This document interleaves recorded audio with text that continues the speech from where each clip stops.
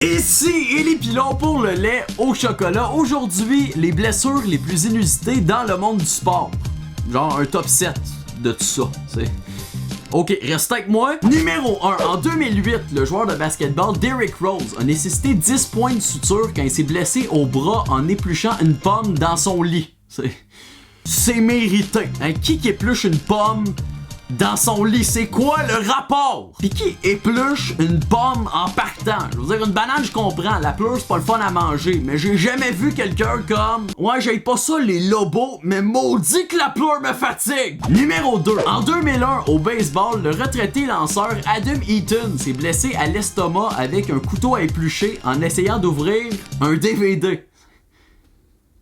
Hein? 2 morales à tirer. Numéro 1, demande pas à ce gars-là de te faire un tartare, ça va mal finir. Numéro 2, si vous êtes un athlète professionnel, tenez-vous loin de tout ce qui implique de l'épluchage. Seigneur, 2 en 2 à date. Dans le pire des cas, vous mangerez vos carottes avec un petit peu de terre dessus, mais touchez pas un économe. Numéro 3, encore au baseball. En 2002, Jeff Kent a été inapte à participer au camp d'entraînement de son équipe à cause d'un poignet qu'il dit s'être cassé en lavant son camion. Alors que la rumeur, elle, veut qu'il se soit fait ça en tentant des tricks de moto. Bon, déjà, quelle sorte de mensonge c'est ça? Se casser le poignet en lavant ton camion, vraiment.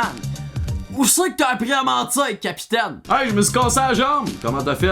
En jouant de la flûte. Ça marche pas! Numéro 4. Au basketball, Tony Allen, reconnu pour sa philosophie, les arrêts de jeu, c'est pour les losers, c'est blessé, comme ça. Allen, Gomes, Jefferson and Green, and Tony hurt himself. Mais y'a pire! Numéro 5, le Serbe Boban Jankovic, lui, est venu coiffer sa performance avec ceci.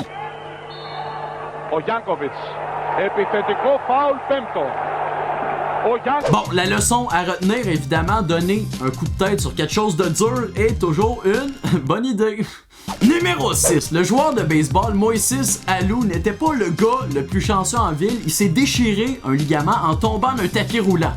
Mais bon, ça peut arriver, récupère, recommence. Mais durant sa récupération, il a accidentellement roulé sur son fils en vélo, ce qui fait qu'il a détruit son genou et donc il a dû rater l'entièreté de la saison 1999 à cause de ses blessures. Yes! Numéro 7. En 1974, le joueur de chant José Cardenal a raté un match parce que ses paupières étaient coincées en position ouverte. C'est pas justement un avantage, ça. C'est tous les autres joueurs ratent au moins 1% de l'action parce qu'ils clignent des yeux. Toi, tu rates rien, c'est malade! En plus, je pense que niveau facteur d'intimidation de l'adversaire, y a rien qui bat ça. C'est moi, si je suis le lanceur pis que le frappeur devant moi ne cligne jamais des yeux, j'ai la chienne. Je suis comme... Ok, ce gars-là maîtrise clairement quelque chose qu'on sait pas c'est quoi! Bref, rappelez-vous que les choses les plus dangereuses dans la vie sont celles qu'on soupçonne le moins, comme les économes ou les murs. Tout dépendamment de ce que vous en faites. Φάουλ πέμπτο. Salut!